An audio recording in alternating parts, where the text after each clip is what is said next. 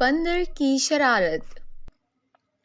ارمان house کے سب گھر والے بہت پریشان تھے۔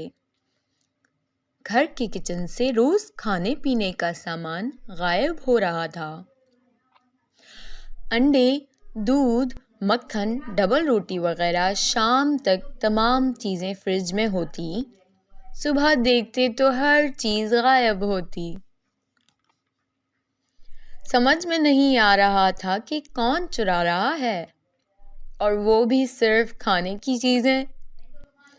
چور جو کوئی بھی ہے وہ جنگل کی طرف سے آتا ہے۔ کھانے پینے کی چیزوں کے علاوہ گھر کی سب چیزیں سلامت ہیں تو یقیناً وہ بھوکا چور ہے۔ مگر چوری کیسے کر رہا ہے یہ پتا کرنا ہے۔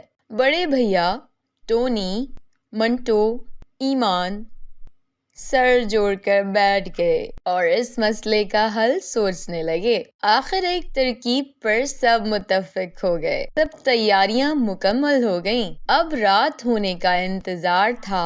رات کو چاروں اپنے کمروں میں سکون سے جا کر سو گئے کہ صبح یہ راز فاش ہو جائے گا کہ چور کون ہے۔ صبح ہی صبح ٹونی نے سب کمروں کے دروازے دھڑدھڑائے اور اعلان کیا کہ آج چور کا نقاب الٹنے کا دن آ پہنچا ہے۔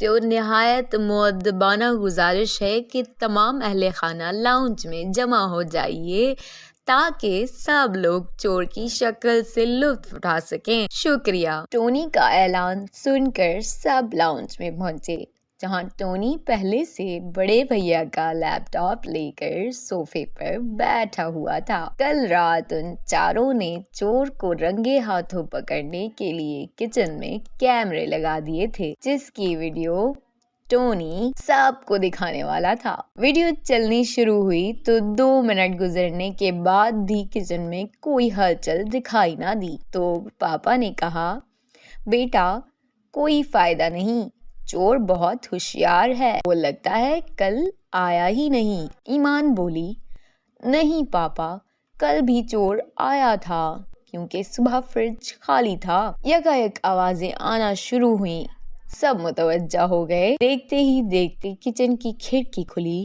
اور سب کے منہ کھلے کے کھلے رہ گئے۔ ویڈیو ریکارڈنگ میں سب نے دیکھا کہ ایک بڑا بندر روشن دان کے راستے باورچی خانے میں کودا۔ اس کے پیچھے 2 چھوٹے بندر اور بھی تھے۔ آہستہ سے وہ فریج کی طرف بڑھے۔ پہلے بڑے بندر نے دودھ کا جگ نکالا اور منہ لگا کر پی گیا۔ دوسرے بندر کو مکھن اور تیسرے بندر کو کیلے دیے اور انڈے اٹھا کر روشن دان کی طرف اچھلے اور ہاتھ بڑھا کر باہر کسی بندر کو دیے۔ سب یہ دیکھ کر حیران رہ گئے کہ کوئی بندر اس طرح بھی چوری کر سکتا ہے، لیکن اپنی آنکھوں سے دیکھ کر یقین آ ہی گیا۔ تھوڑی دیر میں فریج پورا خالی ہو گیا۔ سبزی، پھل، چیزیں بندروں نے ہڑپ لیں اور چلتے بنے اور جاتے ہوئے دروازہ بند کرنا نہیں بھولے۔ آخر یہ معاملہ حل ہو ہی گیا۔ ارمان ہاؤس جنگل سے قریب تھا، جس کا فائدہ بندروں نے خوب اٹھایا۔ سب گھر والوں نے طے کیا کہ روشن دان کا دروازہ مستقل بند کر دیا جائے، کیونکہ نہ تو تھانے میں رپورٹ ہو سکتی ہے اور نہ ہی انہیں کوئی سزا دینے کا قانون ہے۔